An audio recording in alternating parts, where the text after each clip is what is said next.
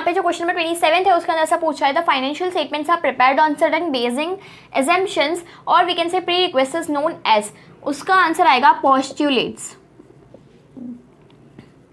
ठीक है, जो भी हम लोग कुछ सर्टेन बेसिक एजम्पशंस होते हैं या तो फिर जैसे कि कुछ कॉन्सेप्ट्स होते हैं, जैसे कि हम लोगों ने अकाउंटिंग के अंदर बहुत सारे उसके कॉन्सेप्ट्स पढ़े हैं। ठीक है, तो इसलिए यहाँ पे भी कुछ बेसिक एजम्पशंस होते हैं या तो फिर प्री रिक्वेस्ट्स हम लोग बोल सकते हैं, उसको हम लोगों का क्या नाम है, postulates. Okay, so option C is your correct answer and उसके अंदर ही हम लोगों को एक और वाला ऑप्शन दिया है, which of the following is correct.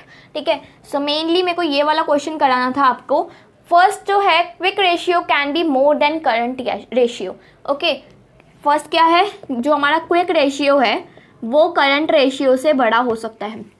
ठीक है, क्वेश्चन है it's impossible because quick ratio का फॉर्मूला होता है quick assets divide by current liabilities and current assets का फॉर्मूला होता है current assets divide by current liabilities. अब ये क्विक एसेट्स कैसे आता है, क्विक एसेट्स आता है करंट एसेट्स में से जब हम लोग सारी इन्वेंट्रीज को माइनस कर देंगे तो मेरा जो आंसर आएगा वो क्या आएगा, quick assets is equals to current assets minus inventories.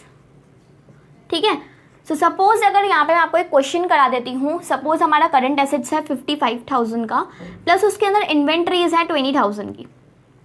ठीक है, तो यानी कि 75,000 जो हमारा करंट एसेट्स 1000 एंड हमारी सपोज मैं कर लूँ करंट लाइबिलिटीज जो है वो है 50,000। ठीक है, सो मेरा रेशियो क्या रहेगा, 75 डिवाइड बाय 50। मेरा रेशियो रहेगा, मेरा जो आंसर आएगा वो आएगा 1.5। Okay, but at the same time अगर मेरे को क्विक रेशियो निकालना है तो मेरे को ये जो 20,000 की इन्वेंट्री है वो इंक्लूड नहीं करनी होगी, ओनली 55,000 ही इंक्लूड करना होगा। सो 55,000 माइनस 50,000 सॉरी डिवाइड बाय 50,000। सो अगर मैं 55 डिवाइड बाय 50 करूँगी सो मेरा आंसर आएगा 1.1। दैट मीन्स कि जो क्विक रेशियो होता है वो हमेशा जो होता है स्मॉलर होता है as compare to current ratio. Okay, so यहाँ पे क्वेश्चन के अंदर क्या पूछा है, that quick ratio is greater than quick ratio can be greater than current ratio. ऐसा नहीं होता, क्विक रेशियो जो होता है हमेशा करंट रेशियो से स्मॉलर ही होता है, बिकॉज करंट रेशियो के अंदर इन्वेंट्रीज भी इंक्लूड होती है जिसकी वजह से उसकी वैल्यू जो होती है वो क्विक रेशियो से बड़ी हो जाती है। Okay, so first statement is false.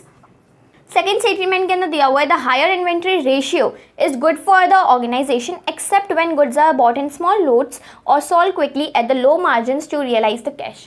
यानी कि यहाँ पे ऐसा बोला है कि जो हमारा जो टर्नओवर रेशियो होता है इन्वेंट्री का वो अगर बड़ा हो यानी कि ज़्यादा हो, अगर इन्वेंट्री टर्नओवर रेशियो ठीक है वो ज़्यादा हो तो बहुत अच्छी बात है, ऑब्वियसली बहुत ज़्यादा अच्छी होती है, बिकॉज हमारी जो इन्वेंट्रीज है हमारी कंपनी के अंदर या तो फिर बोल सकते हैं हमारे बिजनेस के अंदर बहुत फास्ट आ रही है and at the same time उसका जो है फास्ट हम लोग जो उसको सेल भी कर सकते हैं। ठीक है, सो ये सारी चीज़ें इन्वेंट्री टर्नओवर रेशियो मतलब वही बताता है कि ऑपरेटिंग साइकिल जो है वो फास्ट चल रही है, हम लोग जो है पैसा अगर इन्वेंट्री जो है हम लोग अगर खरीद रहे हैं तो वो फास्ट जो है सेल भी हो रही है। ठीक है, सो इन्वेंट्री टर्नओवर रेशियो हाई होना अच्छी बात है, बट अगर हम लोग जो है इन्वेंट्री को स्मॉल लोड्स में खरीदे, ठीक है, और जो है लो मार्जिन्स पे बेचे जस्ट बिकॉज कि हमारी बिजनेस के बिजनेस के अंदर हमें कैश लाना है, ठीक है, that it's not a good sign. Because अगर सपोज मेरे को है ना 1000 यूनिट्स लेने हैं, ठीक है, सो अगर मैं एक बारी में ले लूँ तो मेरा सपोज अगर पर एक बार जाना आने का खर्चा अगर मेरा हुआ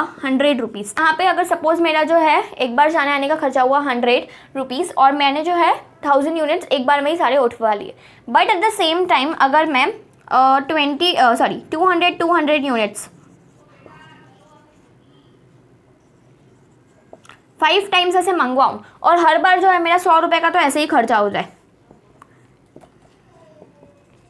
ठीक है, सो मैंने लिए तो 1000 यूनिट्स, इसमें से 500 का तो मेरा खर्चा ही हो गया, but at the same time अगर मैं पूरे 1000 यूनिट्स एक बार में ही ले लूँ, ठीक है, तो फिर मेरा जो है खाली 100 रुपये का ही खर्चा होगा। बिजनेसमैन है तो हम लोग क्या करेंगे, सारे जो 1000 यूनिट से एक बार में ही ले लेंगे और एक बार में ही 100 रुपीज़ का खर्चा करेंगे।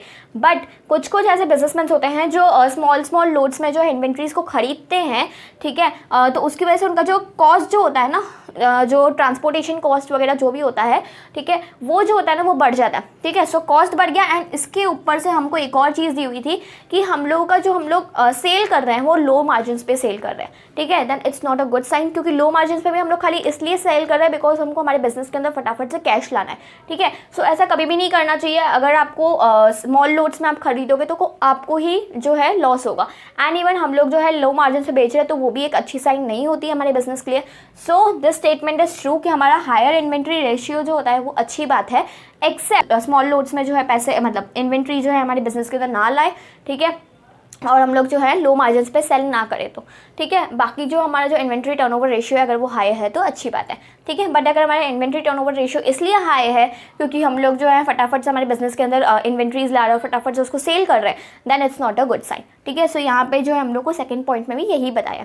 उसके बाद लिखा हुआ है third point, sum of operating ratio and operating profit ratio is always 100%। Obviously जो हम लोगों का जो ऑपरेटिंग रेशियो होता है और ऑपरेटिंग प्रॉफिट रेशियो, ठीक है, अगर वो पूरा मतलब वो पूरा हमेशा है ना 100% ही होता है। सपोज अगर आपको यहाँ पे ऑपरेटिंग प्रॉफिट रेशियो निकालना हो ऑपरेटिंग रेशियो के थ्रू, तो आपको जस्ट जो है 100 में से उसकी जो परसेंटेज होती है, सपोज अगर आपकी ऑपरेटिंग रेशियो की जो परसेंटेज है वो है 50%, तो आपका ऑपरेटिंग प्रॉफिट रेशियो जो है वो भी 50% आ जाएगा। अगर आपका ऑपरेटिंग रेशियो जो है 20% है तो आपको ऑपरेटिंग प्रॉफिट रेशियो जो है वो आ जाएगा 80%, ठीक है। सो इन दोनों का सम हमेशा 100% ही होता है, ये भी एक करेक्ट स्टेटमेंट है। So first statement is false and these two statements are true, ठीक है। सो इसके अंदर हमारा जो ऑप्शन नंबर थर्ड है which is only second and third are correct, this will be your correct answer. Okay, so दोनों के अंदर सी आएगा, पॉस्टुलेट्स वाले में भी सी आएगा एंड इस वाले में भी सी आएगा। सो आई होप आपको ये क्वेश्चन नंबर 27 अच्छे से समझ में आ गया होगा।